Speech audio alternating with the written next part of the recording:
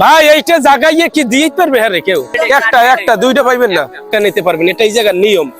এই নেন। আমরা এখন আছি দুমকিতে। অসহায় মানুষের জন্য মাসুদ আল মামুন বাবু ভাইয়ে 1500 প্যাকেট ঈদ উপহার রাখছে। তো এই ব্যাপারটা দেখে আসলে ভালো লাগছে যে এখনো এরকম ভালো মানুষ আছে, অসহায় মানুষের পাশে দাঁড়ায়। এই জন্যই হয়তো এখনো অনেক অসহায় মানুষ খেয়ে বাঁচতে পারে। এই জায়গার সুন্দর একটা নিয়ম যেটা আমার কাছে পার্সোনাল খুবই ভালো লাগছে, সেটা হচ্ছে গিয়া কেউ যদি 2 টাকা নিয়ে আসে তাহলে 2 প্যাকেট সে পাবে না, 2 বার আইতে হবে। এটা খুবই সুন্দর একটা আয়োজন এবং সুন্দর একটা নিয়ম।